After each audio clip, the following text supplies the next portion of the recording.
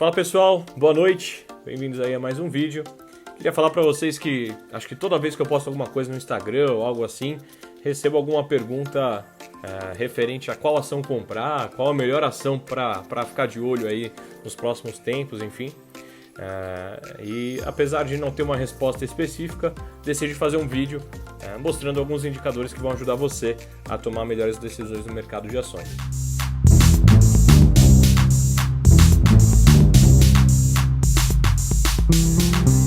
Pessoal, depois de uma semana parado aí no YouTube, né? A gente deu um descanso aqui na semana passada em questão de vídeo. Voltamos hoje para falar realmente sobre alguns indicadores que são importantes, pelo menos para mim, na hora que a gente tem que olhar, né? Na hora de comprar uma ação, na hora da gente decidir ser acionista, virar acionista de uma determinada empresa, né? Hoje eu vou falar 5 indicadores, para não me alongar muito também no vídeo. E se vocês acharem que faz sentido a gente fazer mais vídeos sobre o assunto, a gente faz. Mas então a gente vai fazer um vídeo falando sobre quais indicadores olhar na hora de comprar uma ação. Bom, o primeiro indicador que eu acho muito importante, que é um indicador de rentabilidade, né? O que a gente chama de ROI. O que é o ROI? O ROI basicamente é o retorno que você tem referente ao patrimônio líquido. Vamos traduzir isso. Vamos supor que você tem ali você abriu uma empresa ali de doce na sua rua, você gastou mais ou menos 100 mil reais até fazer reforma, comprar um maquinário, enfim, você gastou 100 mil reais. No primeiro ano de operação, você conseguiu um retorno aí de 20 mil reais. Bom, o que isso quer dizer? Que o ROI é de 20%, foi de 20% no ano. Por que o ROI é uma medida interessante da gente analisar? Porque se a gente tem um ROI alto, né, ou seja, um ROI ali de 10, 15, 20%, e a empresa não é uma empresa endividada, isso quer dizer que a empresa está tendo lucratividade, e de duas uma, ou ela vai repassar isso para os acionistas de forma como um dividendo, né, ou ela vai reinvestir nela mesma, né, ou seja, com o ROI alto a gente tem um potencial de crescimento maior dentro da empresa. Então o ROI é um dos principais indicadores utilizados na hora de analisar a rentabilidade de um negócio, tá? De um negócio, de uma empresa, qualquer coisa do gênero. Pessoal, outro indicador muito importante que a gente utiliza, falando agora de endividamento, eu utilizo pelo menos, que é basicamente a dívida líquida sobre o patrimônio líquido.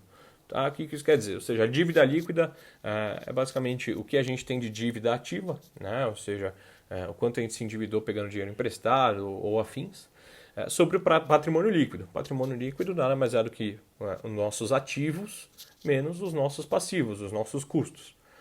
Então, o que mostra aí a dívida? Esse indicador mostra a relação entre a nossa dívida e o nosso patrimônio. Ao meu ver, uma dívida líquida sobre um patrimônio líquido saudável, eu tento buscar ali no máximo 1, né? Ou seja, de 100%. Quer dizer que o patrimônio e a dívida líquida são iguais. Quando a dívida líquida começa a ser um pouco maior, esse indicador começa a ser maior que 1, e aí é algo para a gente se atentar, né? Claro que existem exceções, mas é sempre importante ficar atento a esse indicador, porque vai mostrar o quão saudável está a vida financeira daquela empresa na questão de endividamento. Tá? O terceiro indicador, e na minha opinião um dos mais importantes, é o que a gente chama de EBIT, né? A gente não, o mercado chama de EBIT, e se assemelha muito ao lucro operacional, né? Por que é muito importante a gente saber o conceito claro de EBIT? Ele se difere um pouco sobre lucro. Vamos fazer um exemplo aqui. Vamos supor que eu tenho aqui uma empresa onde eu tenho um caixa muito robusto. Putz, guardei muito dinheiro e eu investi, né? Investi no mercado esse caixa. Por algum motivo esse caixa, o meu lucro da minha operação, eu não tive lucro naquele mês, mas o meu caixa rentabilizou o suficiente para pagar todas as minhas contas e até sobrar um pouco mais. Então, na teoria, naquele mês eu tive um lucro, mas meu EBIT foi negativo. O que isso quer dizer? Quando o EBIT é negativo, quer dizer que a operação não está dando lucro. Apesar desse exemplo que eu dei, do meu caixa ter subido, ter rentabilizado o suficiente para pagar todos os meus custos, o meu EBIT, a minha operação, não pagou e ficou negativo. Por que é importante a gente se atentar a um EBIT negativo ou um EBIT próximo de zero? Porque um EBIT próximo de zero quer dizer que a empresa não está conseguindo, não está mais saudável no sentido de negócio, né? Ela está tentando produzir, mas o negócio que ela está fazendo efetivamente não está gerando lucro. Então vamos deixar claro aqui, o EBIT ele pode ser negativo e a empresa ter um lucro positivo, e o EBIT ele pode ser positivo e o lucro no final ele pode ser negativo. Se a empresa está dando lucro, mas ela tem mais endividamento, é natural, isso pode acontecer. Tá? Mas o EBIT é muito importante para a gente ver se o negócio em si, se o setor em si, e ali tudo que envolve isso está aquecido e está dando retorno. Tá? Pessoal, então passando o EBIT, a gente passa para uma métrica também de retorno, né, de rentabilidade, que é o Dividend Yield. Né? Basicamente, o Dividend Yield é quanto que a empresa está repassando de lucro para os seus acionistas. Então vamos dar um exemplo claro aqui. Vamos supor que Bradesco hoje custa R$30, por exemplo, e está passando mais ou menos R$3 ao ano para os acionistas por ação. Então a gente tem ali um Dividend Yield de 10%. Tá? Então basicamente isso. O quanto a porcentagem ali, vou colocar R$1.000 em Bradesco, está pagando mais ou menos 10% ao ano de Dividend Yield, quer dizer que de retorno, de rentabilidade, de dividendo daquela ação, eu vou ter 10%. Tá? É claro que isso varia. Um ano, se a empresa lucrou mais, ela vai pagar mais. Se um ano ela lucrou menos, evidentemente ela vai pagar menos. E uma empresa não é obrigada a pagar esses dividendos. Né? Se a empresa está crescendo, está reinvestindo no negócio, está fazendo ali um crescimento interno, ela não vai pagar dividendos. Isso acontece tanto no mercado de ações quanto no mercado de pequenas empresas. Se você abre uma empresa agora, se ela tiver lucro, provavelmente você não vai dividir entre você e seu sócio. Muito provavelmente você vai comprar novas máquinas, vai comprar, investir em marketing, algo do gênero, né? Então você vai com certeza demorar um tempo mais para pagar. Aí sim, quando a empresa se consolidar e você começar a ter um lucro e começar a pôr lucro no bolso efetivamente, aí sim você vai repassar para os acionistas, e é assim que funciona no mercado de ações também. Tá? Então o Dividend Yield é uma métrica utilizada para saber que a empresa está saudável, uma vez que ela está repartindo os lucros dela. Tá? E o último indicador que a gente utilizou aqui, que a gente acha importante, analisando, vamos supor que a empresa tem um bom ROI, tem uma dívida baixa, tem um EBIT bacana e paga bons dividendos, ainda assim a gente tem que analisar o preço. Né? Muitas pessoas dizem, a gente vê muitas pessoas no mercado falando que preço não importa. Na verdade, preço importa. Senão eu vou te vender uma televisão por R$1 milhão. Pode ser a melhor televisão do mundo, mas senão não custa R$1 milhão. Um dos indicadores, e aí existem números, mas passando é o preço sobre lucro. E aí eu vou dar um exemplo muito claro que a gente tem aqui.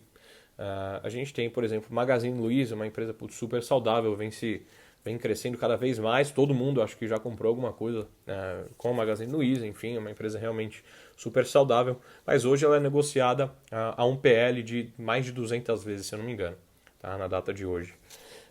O que isso quer dizer? Que ela lucra um determinado valor aí por ano e o mercado está negociando a empresa como se ela lucrasse 200 vezes mais.